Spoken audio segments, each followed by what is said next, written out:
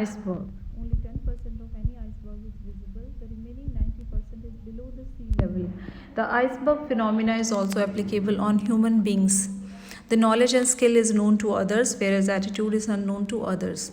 Attitude is an hypothetical construct that represents an individual's degree of like or dislike for an item. Attitudes are generally positive or negative views of a person, place, thing, or event that is often referred to as attitude object. Four possible reactions to an attitude object is positive attitude, dual attitude, negative attitude, and indifference.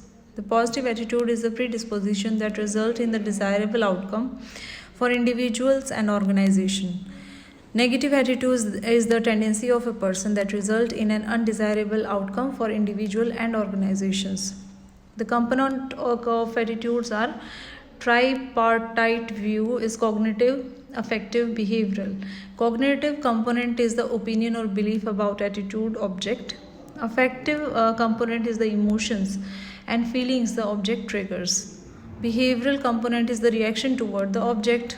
For example, if the attitude object is employee, the cognitive component may be my pay is low, my supervisor is unfair. Affective component can be I am angry over how little I am paid. I dislike my supervisor. The behavioral component can be I am going to look for another job that is paying better. I am looking for another job. So functions of attitudes are instrumental, ego defense, value expression, knowledge.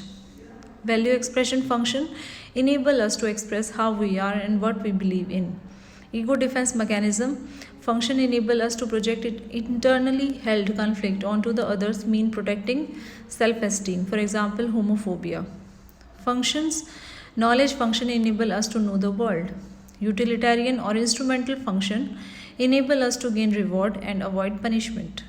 Theories of attitude change. First theory is cognitive dissonance theory and other is self-perception theory. Attitude, behavior and consistency. People try to maintain consistency between their different attitudes.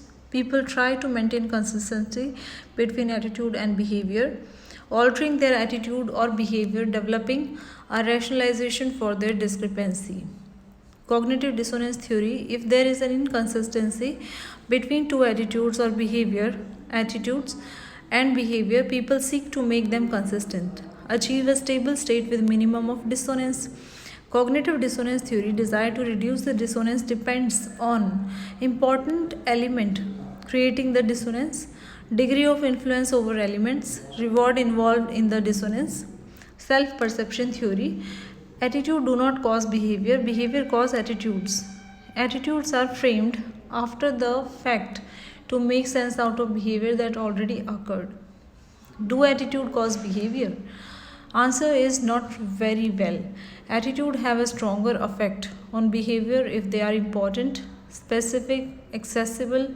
Social pressure reinforce the attitude you have experience with attitude and behavior, whereas behavior is known to others, and the attitude which include values, standard, judgment, motive, ethic and belief, it impact our behavior. Why might attitude matter at work? Because attitude to work and or employees organization might affect whether a person seek a new job, how cooperative they are with other at work, whether they present a positive image of the organization to client or customers, how they react to change, how hard they work, the psychological or physical health. Knowledge, process, skill, and attitude lead to success. Determinants of work attitude is the personality, values, social influence, work situation. Work situation include the work itself, co-workers, supervisors and subordinates, physical working conditions, working hours, pay, and job security. Personality include the enduring ways a person has of feeling, thinking, and behaving. Values include intrinsic work values, extrinsic work values. Social influences include co-workers, groups, culture. Type of attitude. There are many type of attitude, but they will limit to only to the work related issues. The job related attitudes are classified as job involvement, organizational commitment, job satisfaction. Job involvement include measures the degree to which a person identifies, considers himself psychologically with his job and consider his perceived performance level important to self worth. Performance of the employees is directly related to the amount of job involvement. Organizational commitment. It's a state to which an employee identifies himself with a particular organization and its goals and wishes to maintain the membership in the organization. It depicts the level of attachment of the individual toward the organization. Job satisfaction is the individual's attitude toward one's job. The level of the satisfaction differs from one job to another and also from one individual to other. Conclusion can be the attitude do not predict single behavior. Attitudes are related to multiple behaviors, behavioral patterns. Attitude influence behavior through influencing intention.